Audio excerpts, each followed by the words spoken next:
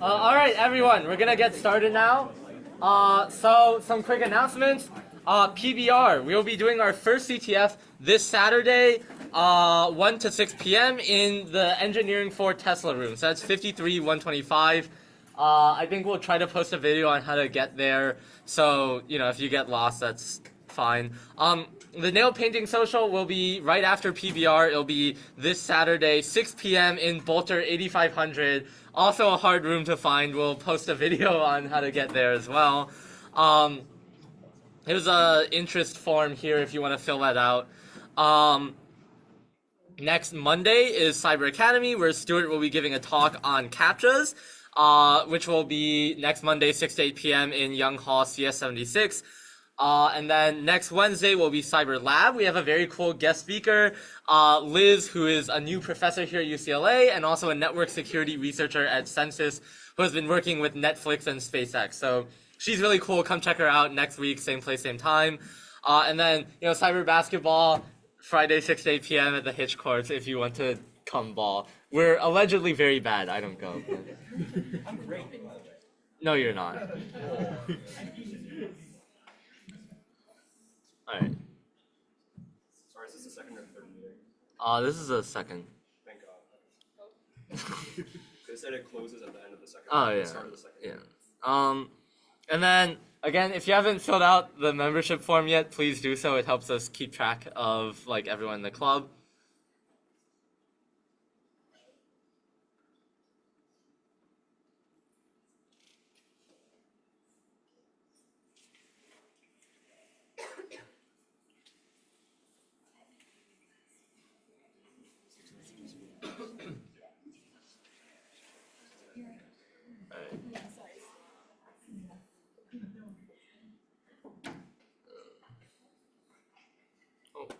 Alright, it looks like phones are down, so we'll move on to Reinika's talk. Okay.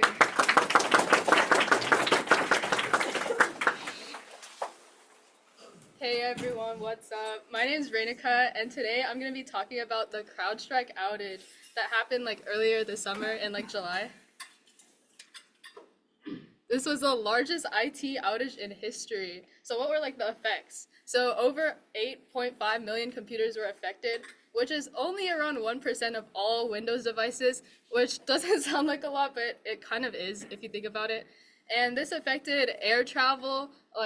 This was big in the news. I don't know if you saw, but there was around 10,000 flights canceled or delayed just because of this.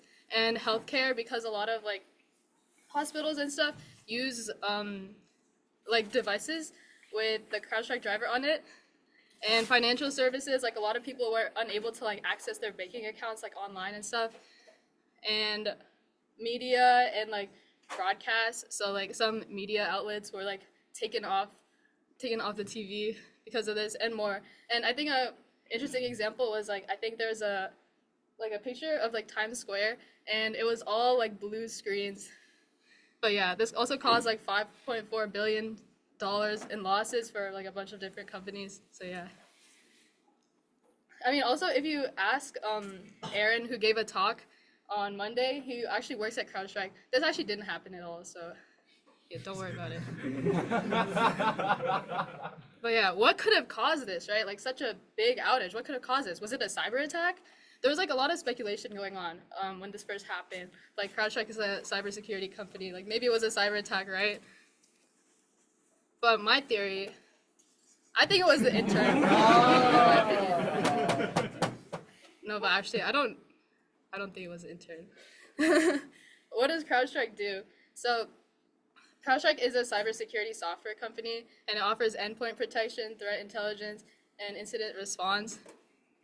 Yeah, so the crash, or what happened, was because of CrowdStrike Falcon, which is used by mostly bigger businesses and corporations. So this is why you kind of didn't see your own devices getting affected most of the time, because CrowdStrike Falcon is mostly used by businesses and corporations. So that's why you saw airlines being affected and the healthcare sector and stuff like that.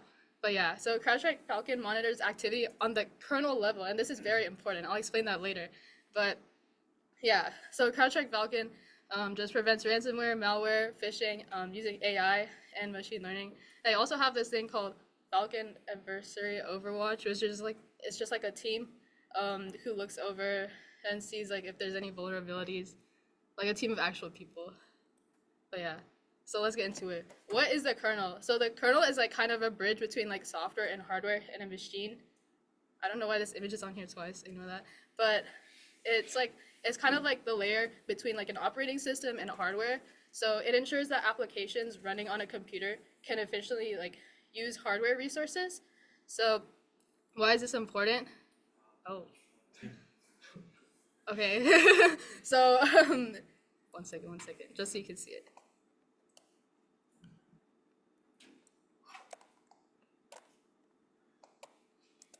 Okay, this kind of scuffed. My bad. But the kernel access is the highest level of privilege, and it allows for memory management, process scheduling, and hardware communication. And this also like means like it's higher risk because there's a higher level of privilege, right? And user access is just like restricted privileges, so you can only access resources, memory, and that they're like specifically permitted to use, and this is safer and more suitable for day-to-day applications. And a good example of this is like if you have like a regular application on your computer, like say you're playing like your favorite video game, Fortnite, and something wrong happens in Fortnite, right? Like the application will just crash if something bad happens. So that's no worry. But then for like kernel access, if something goes wrong in like say a driver, then the entire operating system will like stop working, and that will cause a blue screen. But yeah. Oh my god, again. I don't know. I think it was like invisible. But okay, very few things actually have kernel access, and some examples of things that do have kernel access are just like the operating system and device drivers. So CrowdStrike's Falcon is actually a boot start driver, and CrowdStrike needs this functionality needs this kernel access to for a lot of its functionality, like detecting like malware and ransomware and stuff like that.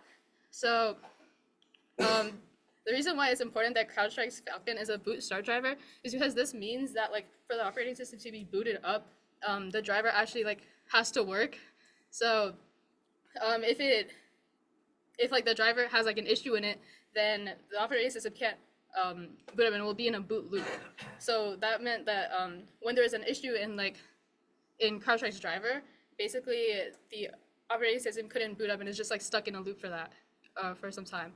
But yeah, there were like some fixes, and I think one of them was like starting Windows up on like safe mode or something like that. But yeah, what actually happened? So there was like a flaw in the sensor configuration update, and another flaw that was in CrowdStrike's content validator that allowed a faulty file to pass through.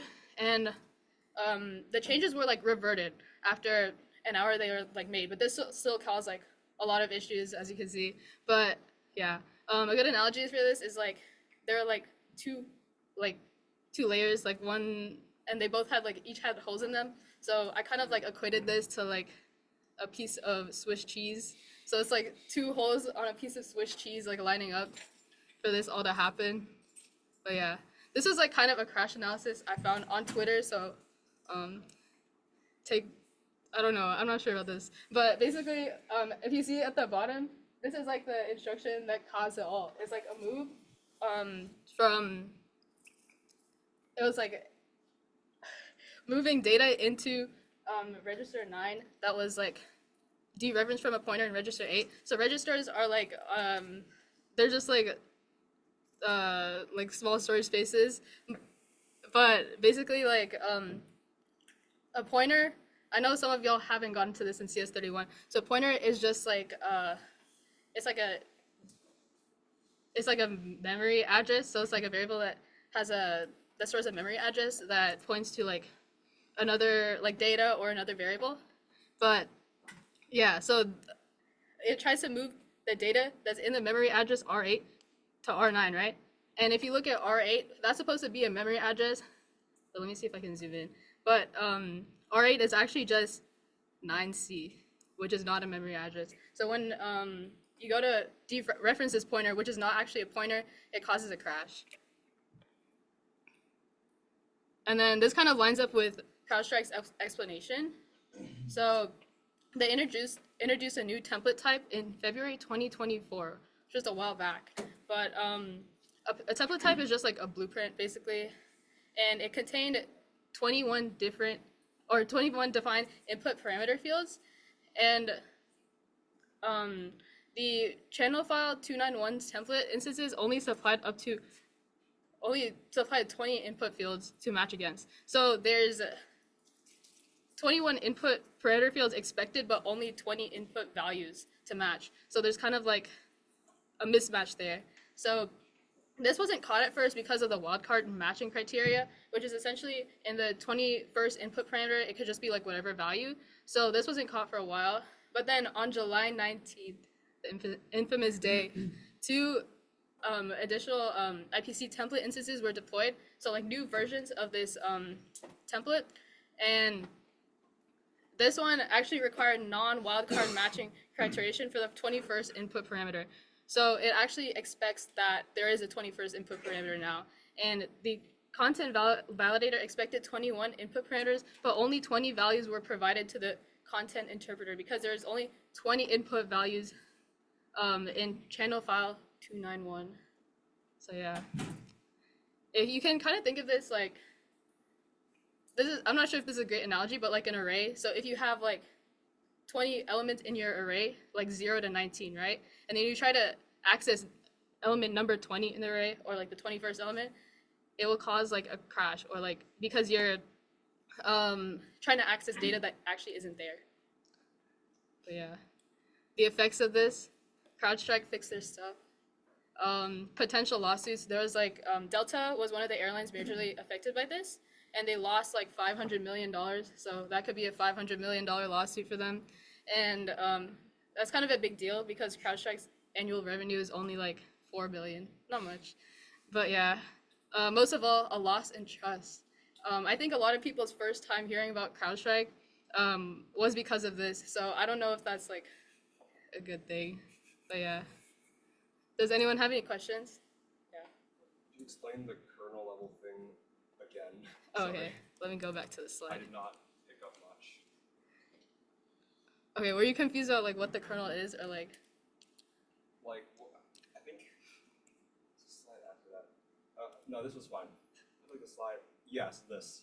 I don't know what's going on. Oh, okay. So it's just like it's just saying like what has like access to the kernel. So I don't know if this image is a great example, but it's basically saying that device drivers have access to the kernel, and usually so not that many. What? What's a device driver? So drivers on your device, like it could be like graphics drivers. So it's just like something that you have like a piece of software that needs to interact with your hardware, right? So like say you have like a graphics card, you have like graphics card drivers, right? So your graphics card is a piece of hardware, and your graphics drivers like help your software interact with that hardware. Okay, that makes sense. Okay. Oh. Okay. Any more questions? So the driver will be like between like the kernel and like the application, or where does it sit in like that? Well, yeah, the device driver can like interact with the kernel.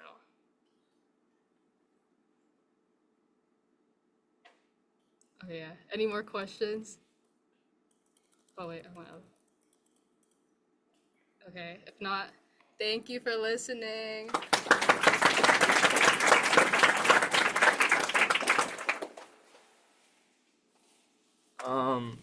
All right, so one small thing, if you have any feedback on how we run our meetings, it doesn't have to be this meeting, it can be previous meetings you've attended as well.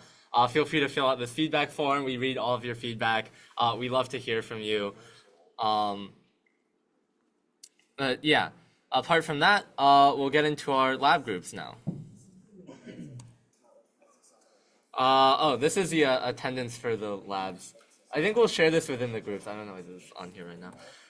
So yeah, I think we'll do the same locations as last time. So I think ad block was over there, like front right. AI lab will be over here. TLS lab in the back behind the TVs where you can actually see them. And then fuzzing lab, follow Alex out the door into the clubhouse. Is anyone here who just signed up for the project for the first time today?